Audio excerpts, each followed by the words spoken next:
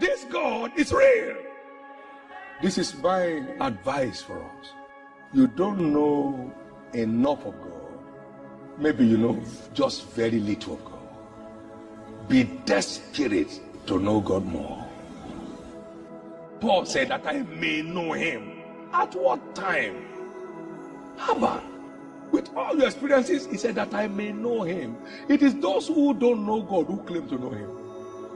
Those who truly know God know they don't know any much of God. They are always craving to know him. Moses prayed, show me that I may know thee, Abba.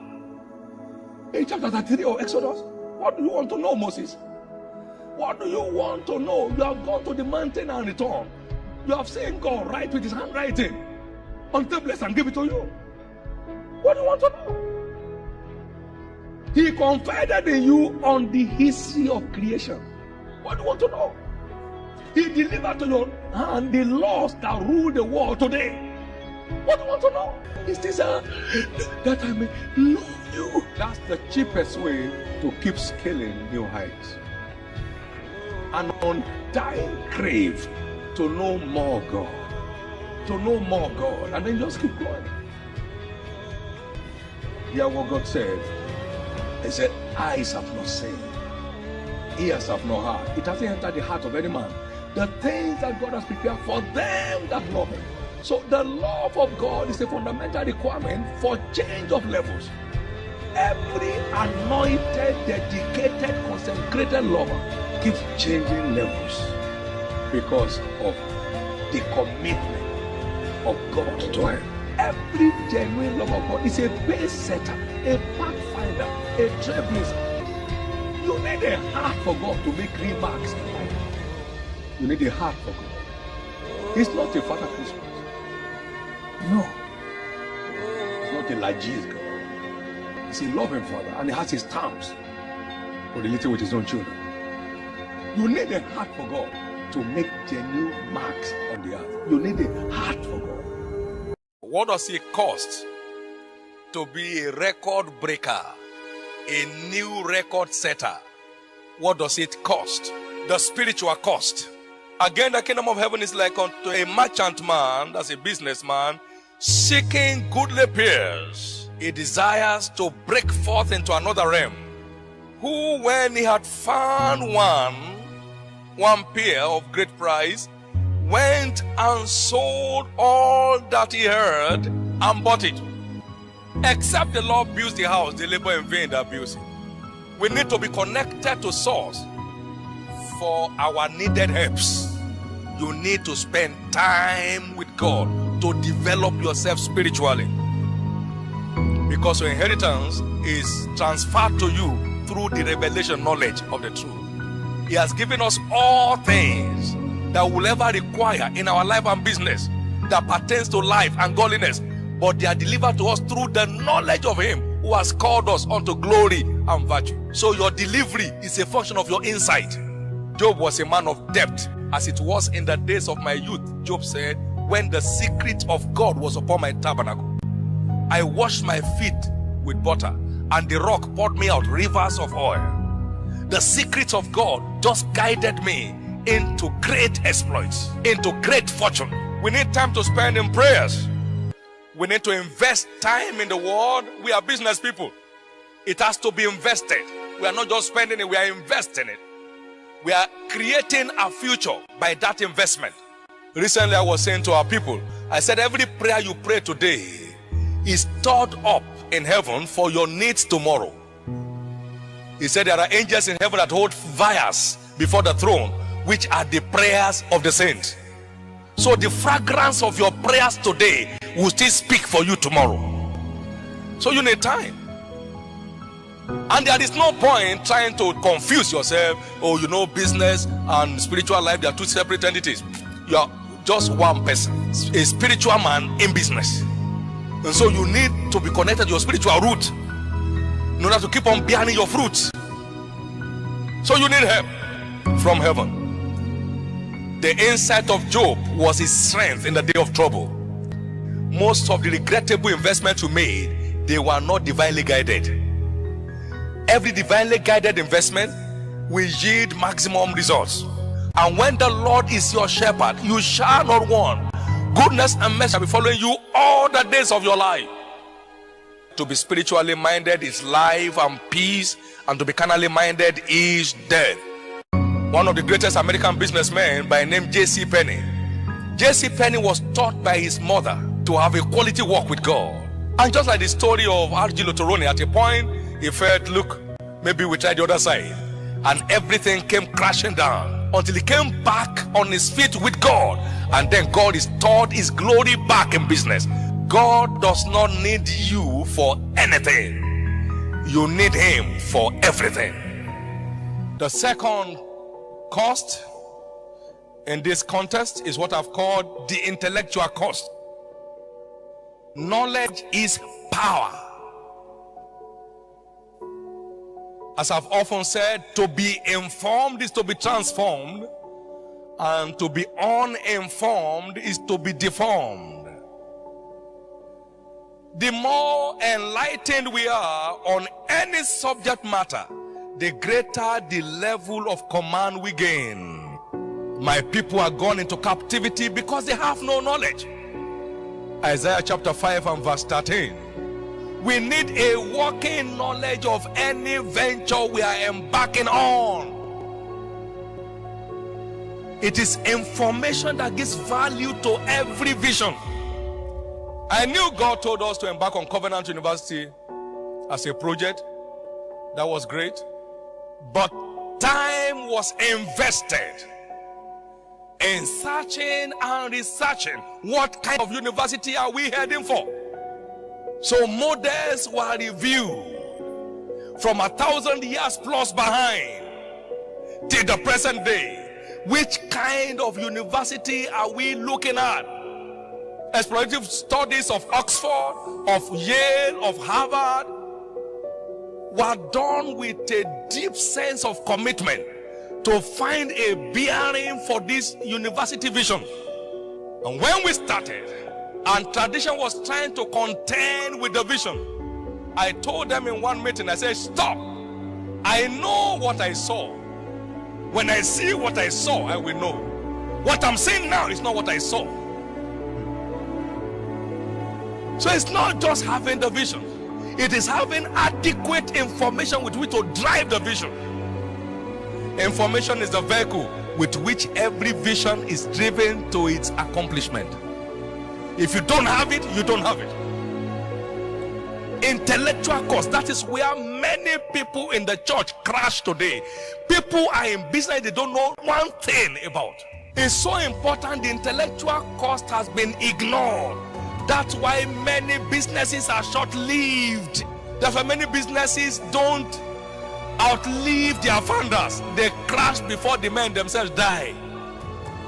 Because there is no adequate information to drive that vision. It has to crash. Isaiah 33 verse 6. Wisdom and knowledge shall be the stability of thy times and the strength of salvation. Wisdom and knowledge, they are stabilizers of destiny. Every business is stabilized on wisdom and knowledge. So important. Any business you are in that is void of intellectual property will be short-lived. Any business you are in that is void of adequate intellectual property, that is void of intellectual property, is sure to be short-lived. The more enlightened we are on any subject matter, the greater level of command we gain. Success and sustainable success is guaranteed by access to quality information. We are called to give attention to reading, to exhortations, and to doctrines, to give ourselves wholly to these things, that our profiting may appear to all. A reader today, a leader tomorrow. A reader today and a leader tomorrow. It was Abraham Lincoln that said, you are the same person you are today in 5 years' time, except for two things: the books you read and the companies you keep. The books you read and the companies you keep. I don't play with it. Our lack of adequate intellectual property is the reason for our poverty.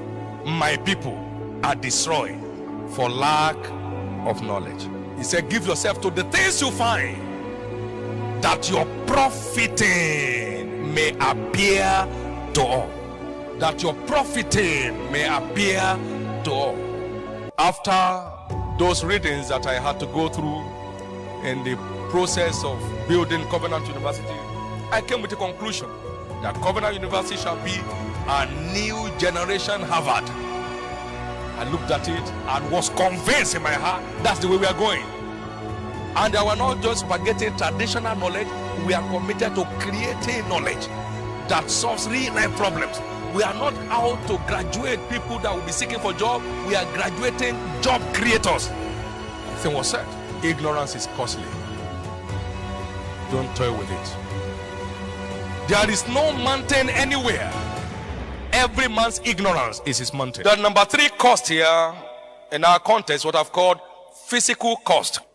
Physical cost. High elasticity is a requirement for high performance. It takes hard work to fly high. Hard workers are high flyers. Every success story is traceable to high level investment of time, energy, and resources. Say with me, energy.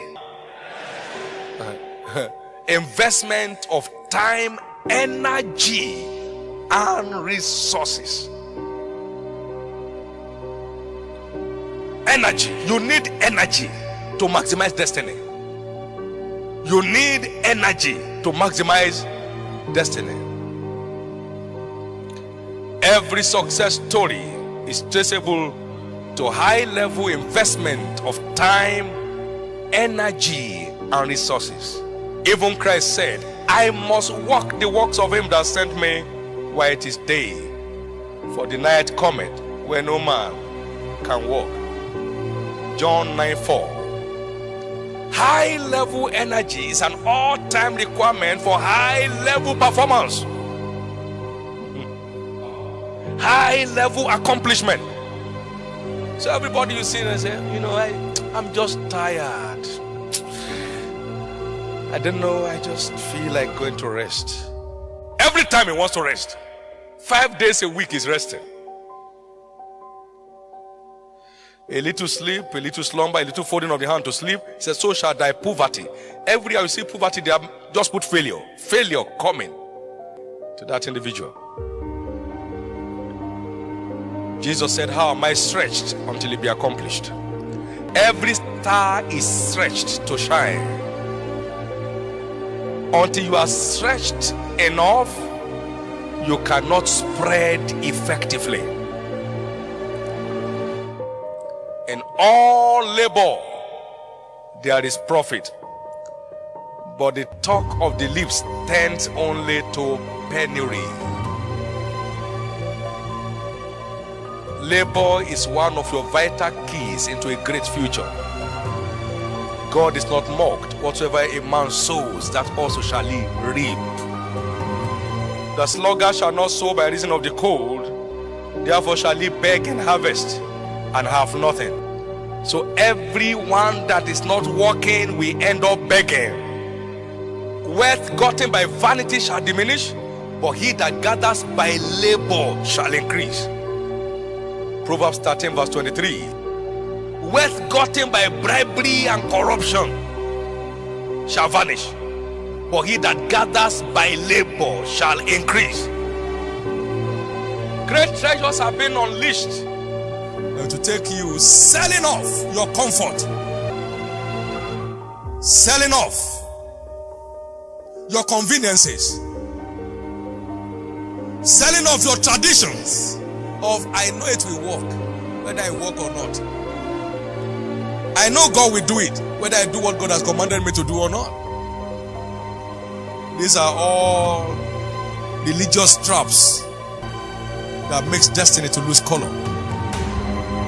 Solomon said, prepare your work in the field, make it fit for thyself, and afterward, build your house.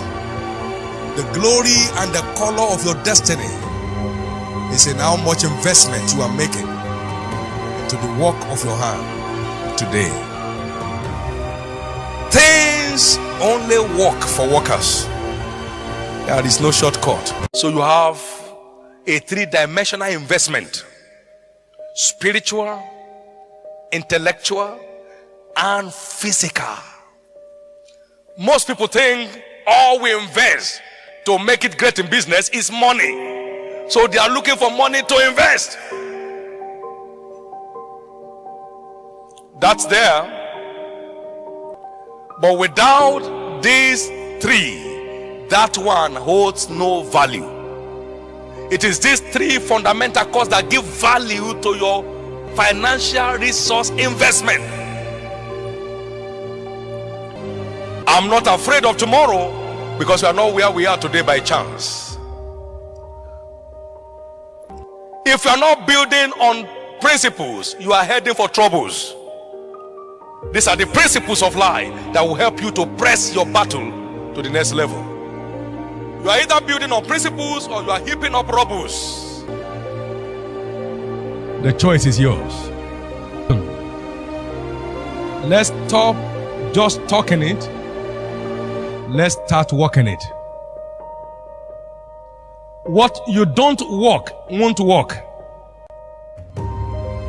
What you don't market won't sell. What you don't trade will be trashed.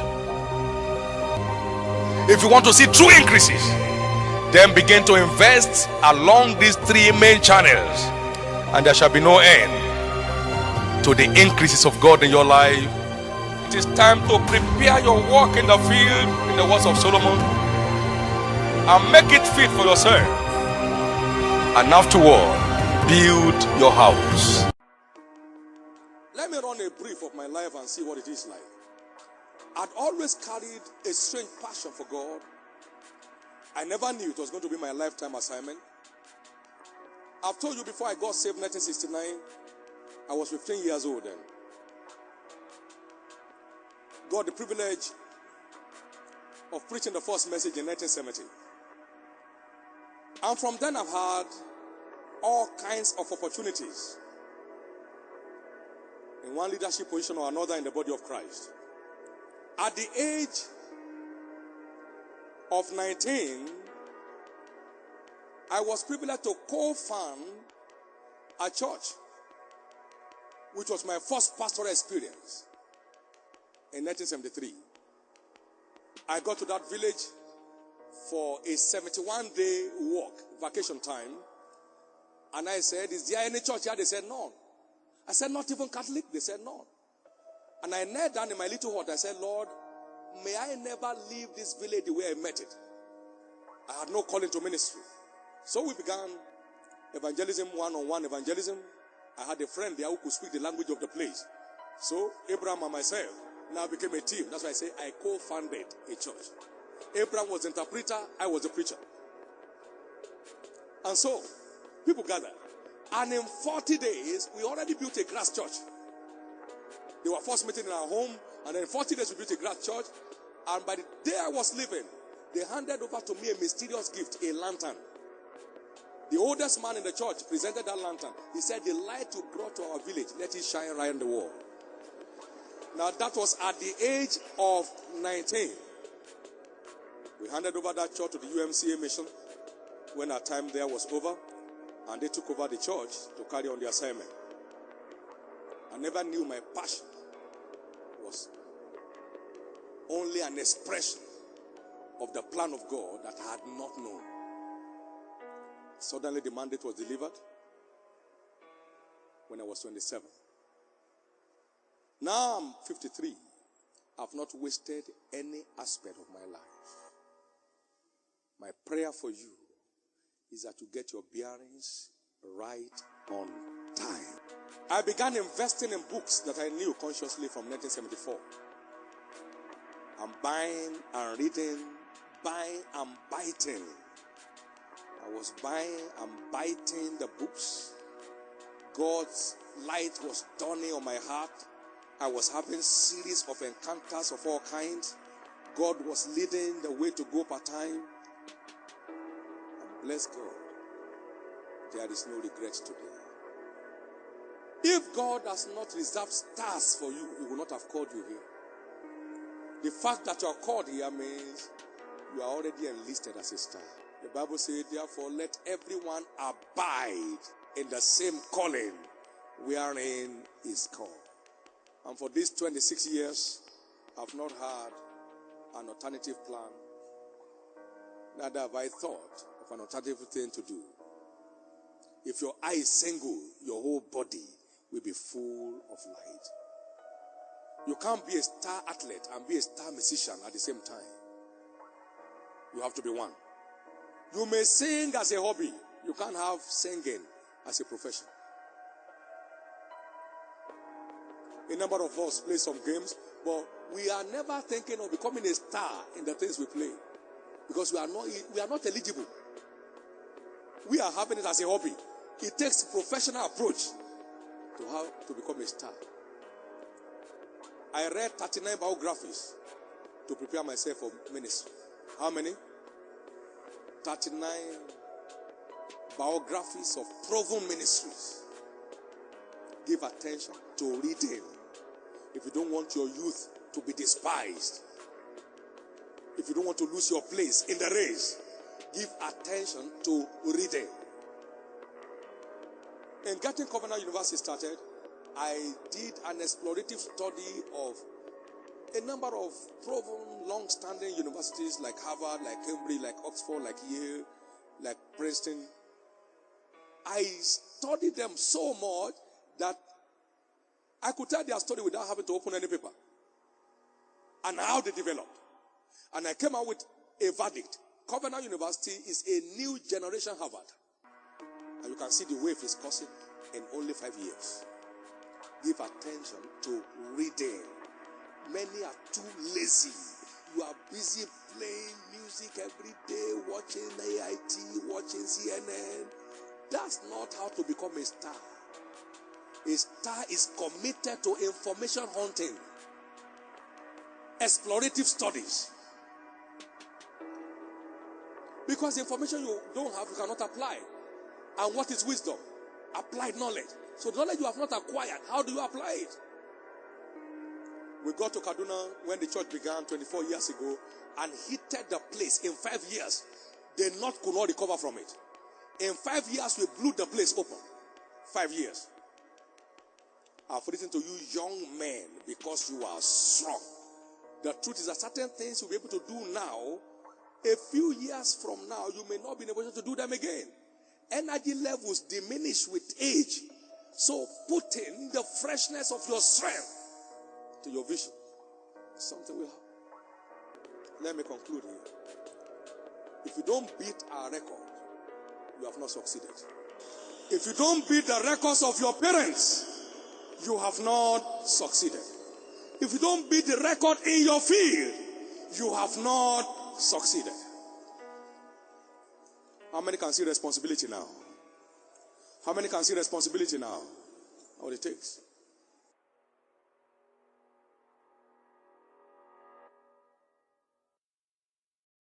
We were in some leadership little forum recently, and I said, some of you will think, look, he's just lucky.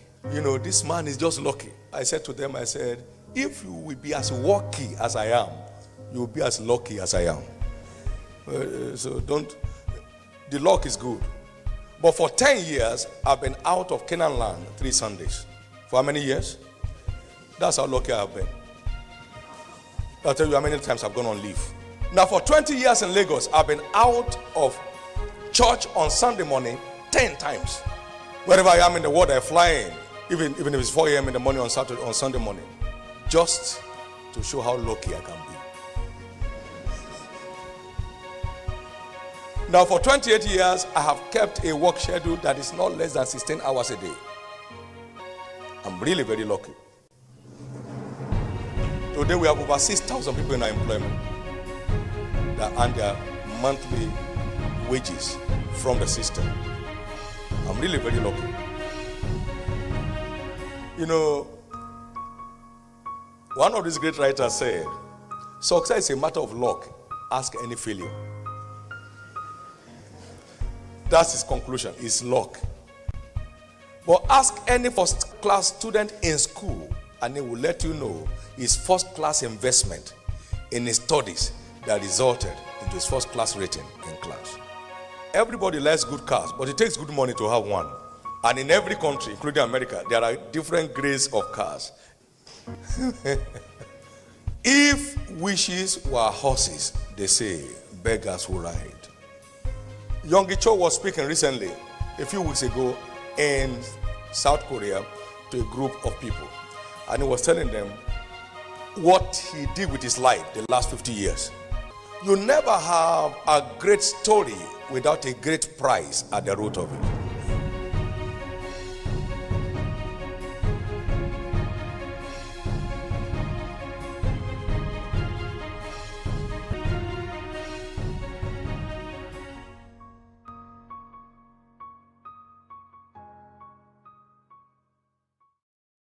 Insight is the greatest asset in the journey of life. My people perish for lack of knowledge, not because there is a devil, not because there is a captor, but because they have no knowledge. The more you know, the more authority is conferred on you in your field. Give a man money, he will soon finish it. But give him insight, he has an inheritance. He said he's given us all things that pertains to life and godliness, but they are delivered through the channel of knowledge. It's not through money, it's through knowledge. Through knowledge. The Copelands have not given me a dime in their life. I perceive I've been privileged, and we have been privileged to send seeds across to them.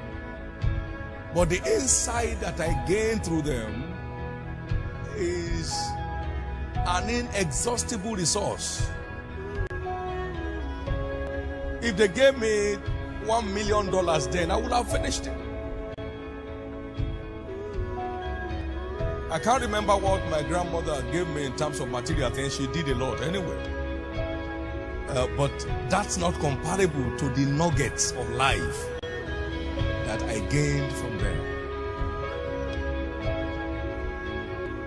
Those who don't sit today should not expect to become masters tomorrow. So sit on your job.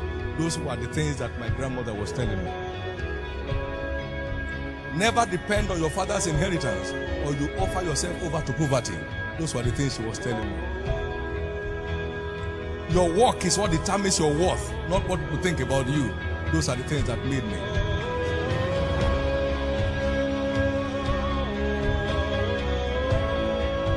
It is reported only twice that Jesus wept. First, we are told he wept at the tomb of Lazarus. And they say, oh, how he loved him. But in Luke chapter 19, we are told again he wept. And this time he wept for the ignorance of the people. The Bible says, Luke 19, 41 and 42. And when he was come near, he beheld the city and wept over it, saying, if thou hast known, even thou, at least in this thy day, the things that belong unto thy peace, but now they are hid from thy eyes.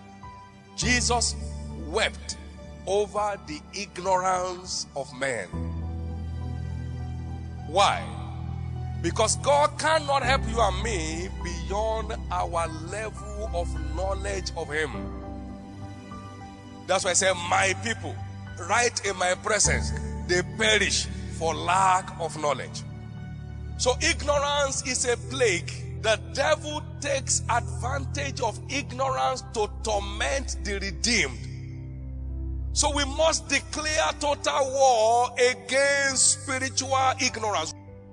We know some things, there's no doubt. But we have always erroneously thought we know most things.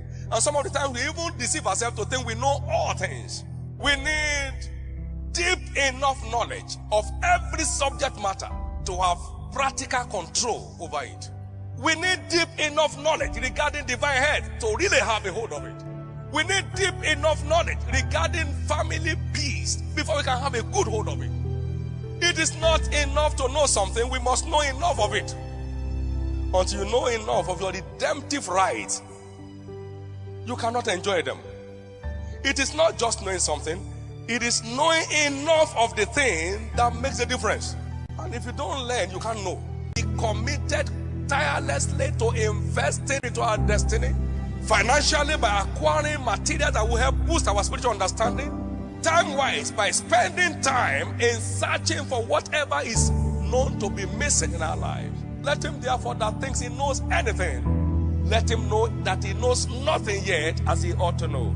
It is not knowing something about a subject or a course that guarantees success. It is knowing enough of it. That is a light from a matchstick.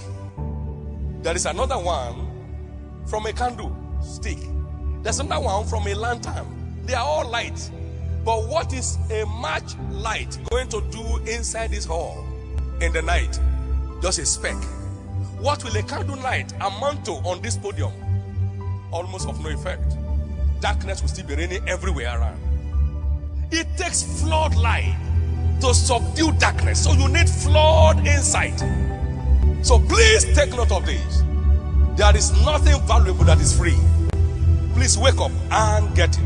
It will be of eternal value to you. The Bible says, ride on prosperously and in majesty because of truth and righteousness and meekness, and thy right hand shall teach thee deep things. Deep things. Deep things. Let's go for deep things. Let's invest in deep things. Don't just buy books and decorate your shelf with it and tell everybody that comes, I got 50 of Dominion Publishing House books. They are very fantastic materials. And then you ask him, have you ready? I glanced. I glanced all of them. I glanced. You want to prosper with dignity? Go and learn covenant details that makes it happen. Don't pretend. Don't explain away your failure. It is poor students who blame their failure on teachers. You are moving from henceforth from glory to glory.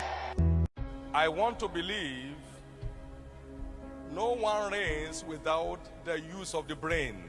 It is the use of the brain that establishes the reign of man. Shallow men think of luck, but great men think of cause and effect. Life is practical, not mystical. Therefore, we need to give a practical approach in order to make the most of our adventure on earth. I believe a mystical approach will produce a miserable end. New York Times asked me a question. They said, what do you do with your time? I said, I read and I think. That is my mainline hobby.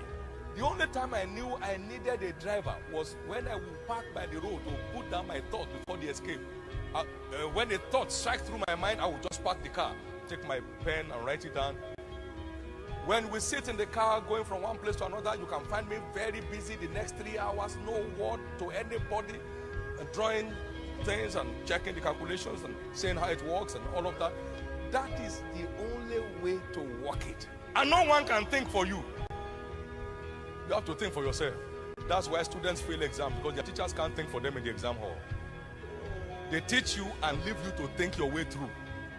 So every information you have gathered here, you now go and use it and enter the engine room and start analyzing and diagnosing and dissecting and integrating until you can find how to draw maximum value in addressing your present position.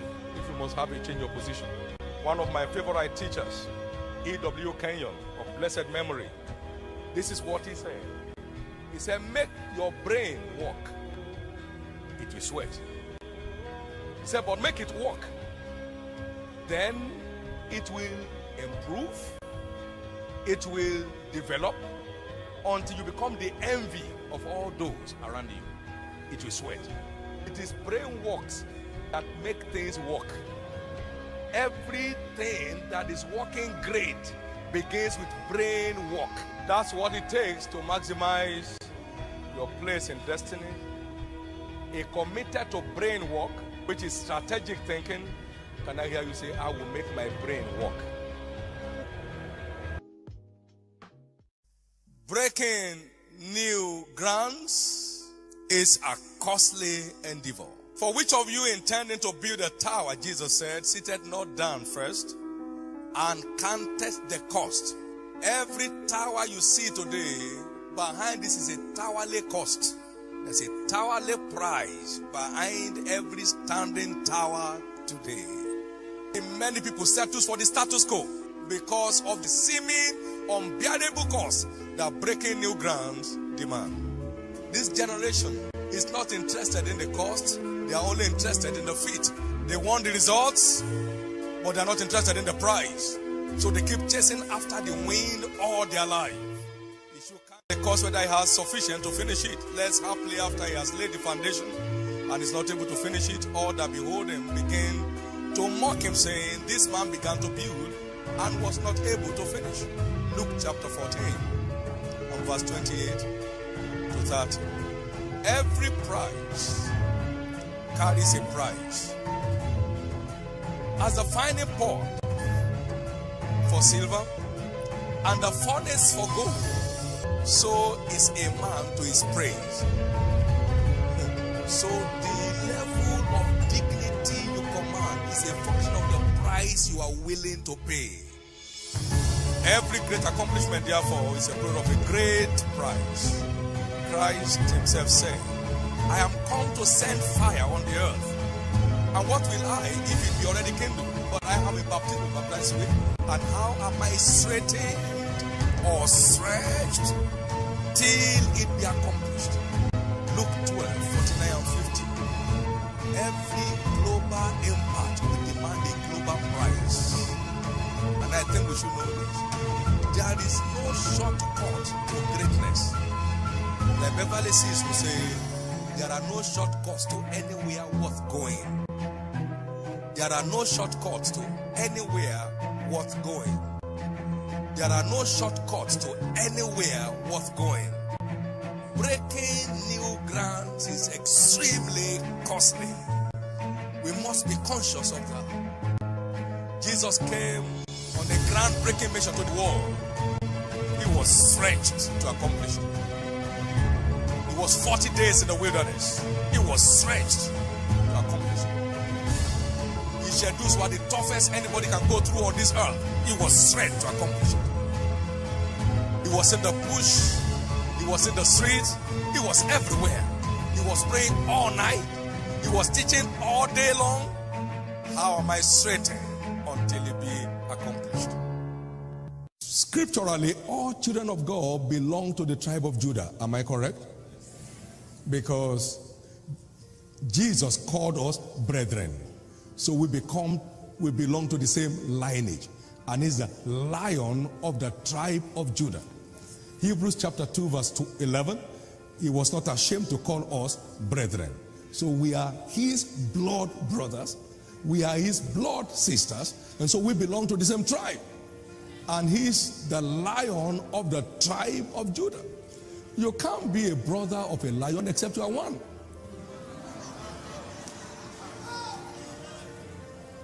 That means every believer has a lion in him. Every believer has a lion in him. And the lion is strongest among beasts and turneth not away for any. Is the rock among the beasts. He does not shift position for any beast. It turns not away for any. That talks about the violent status of the lion. Every believer has a lion in him. There is a lion in you. You belong to the lion's tribe. So you can't be any less. There must be a steering of that nature of a lion that is in us. We need that to get anywhere.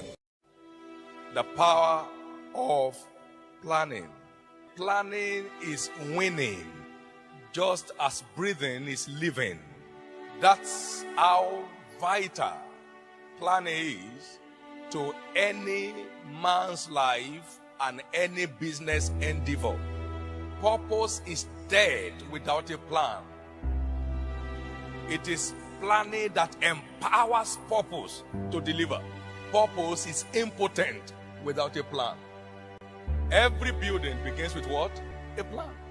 You don't need a plan for a shanty, but you do need a plan for any building of any value.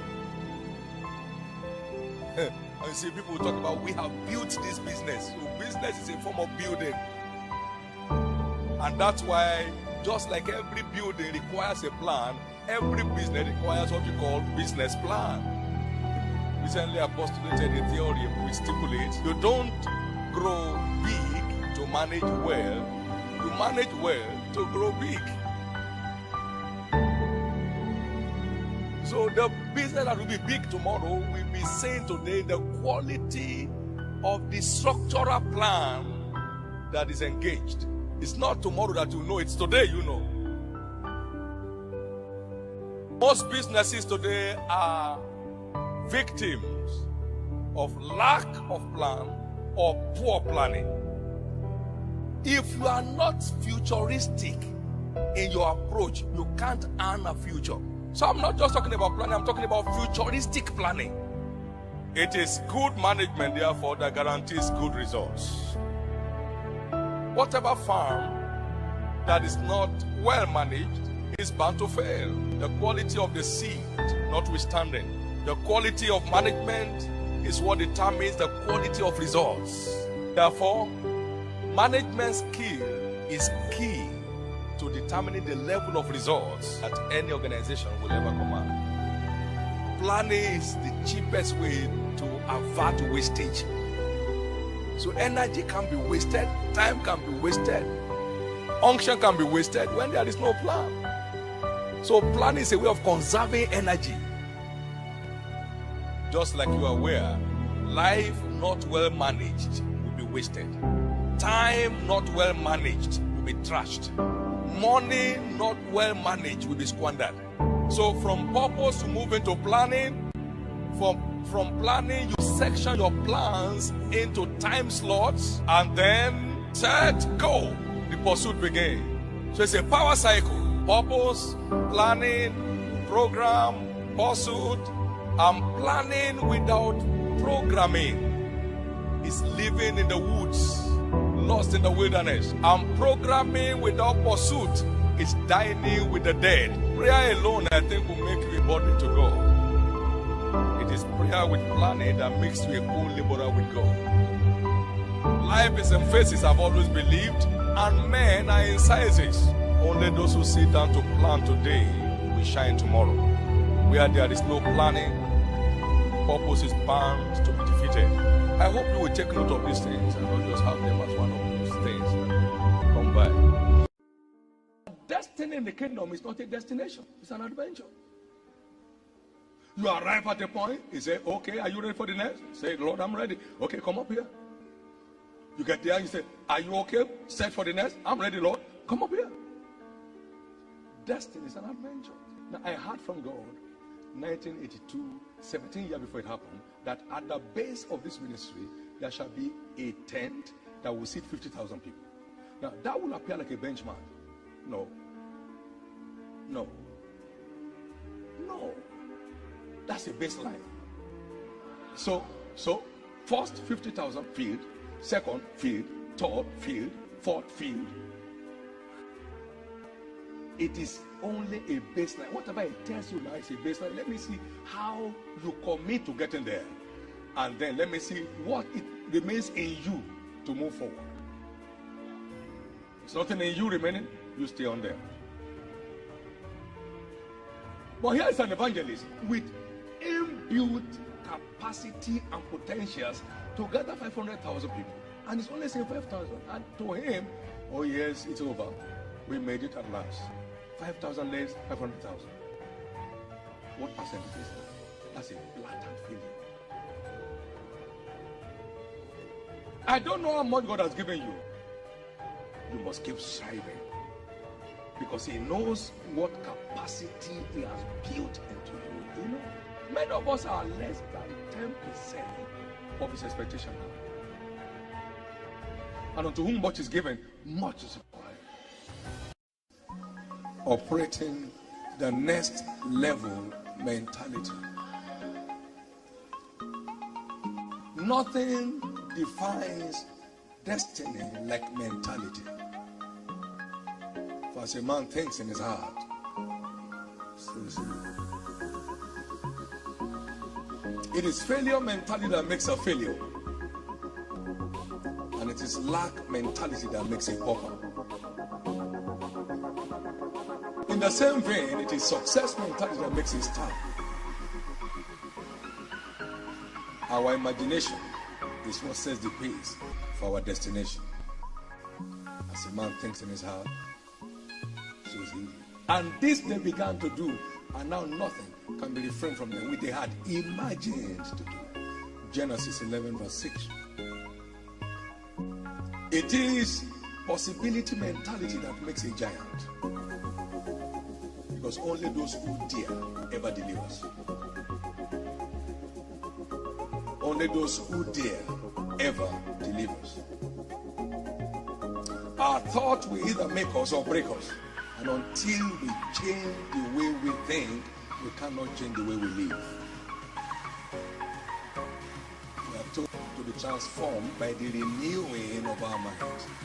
Until our minds are renewed, our lives cannot be transformed.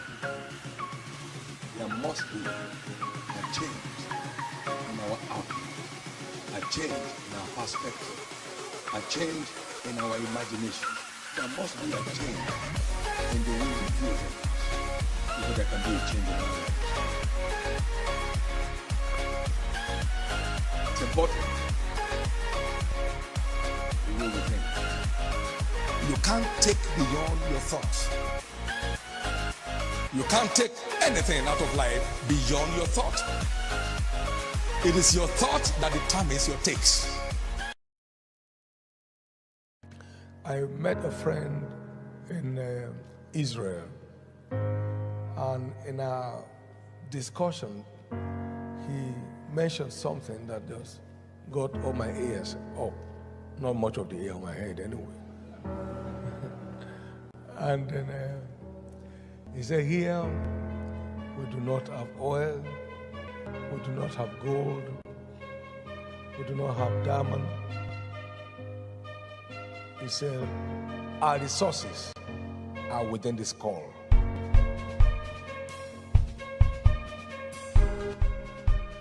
Our most valuable resources are underneath the skull. It was a casual discussion, but left me thinking of what is underneath my skull that could turn a desert into a fertile land, and could turn a desert nation to a food exporting nation. He said the answer is underneath the skull. Underneath the skull.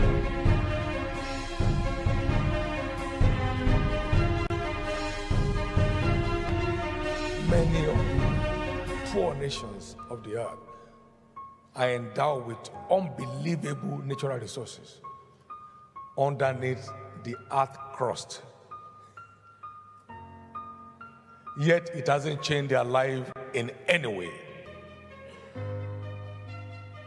The amount of diamond in some nations of Africa is staggering. Yet, one of them has no main grid, that is for power supply. But intellectual resources is the principal asset of any society of people. Jesus speaking, he said, I, Jesus, have sent my angel to declare this thing unto the churches. I am the root and the offspring of David, the bright and morning star.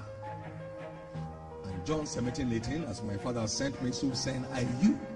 So you are redeemed a star to outshine your world. You are redeemed. You should, we must carry this root. Most people must have heard me say several times, I'm not surprised that we find ourselves where we are today. I will have been surprised we are not there. Thank God for being faithful to his word But thank God much more for being able to see it long before it came to be. From the pages of Scripture, because all of God's plan and purpose for us is contained in Scriptures. Jesus found his mission from Scriptures, Isaiah 61. John found it, I'm the voice of one crying in the wilderness. Every of God's plan for his people is contained in that book. It's important to open it and find out what is written of you. You are long overdue to find what is written of you.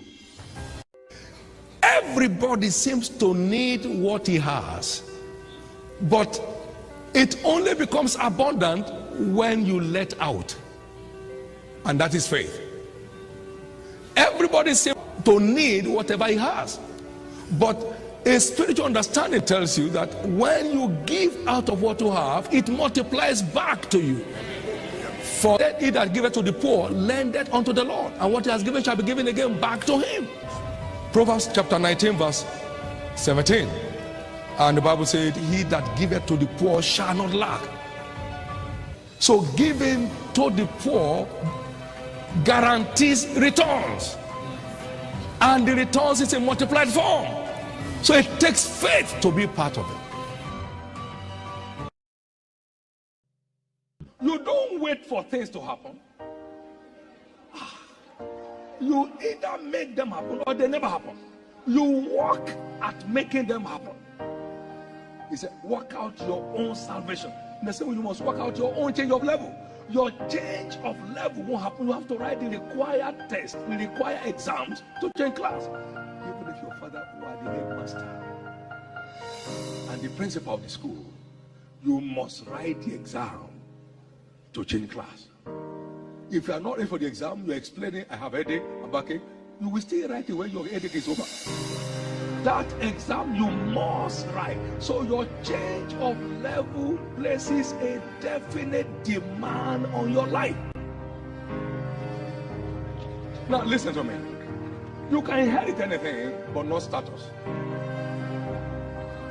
You can inherit cars, inherit land, inherit houses, but not status. If your father were a professor and is now gone, and he willed to you his professorial title, and you apply for a job with it, God have mercy. They will lock you up and imprison you without any prison terms. They'll just be there. Because you are funny enough to think that you can inherit the worth of your father. You may inherit his wealth, but not his worth. Now listen. You may. So, the worth of your life is as worked out by you. Now, more dangerously, if your father were perhaps a heavyweight wrestling champion and he willed his belt to you, and you are challenged to defend that title, then you now came out. The professional wrestler will take you up like this and say, where do you want me to land you? On the head? On the something. And by the time he throws you down, you are broken to spare parts.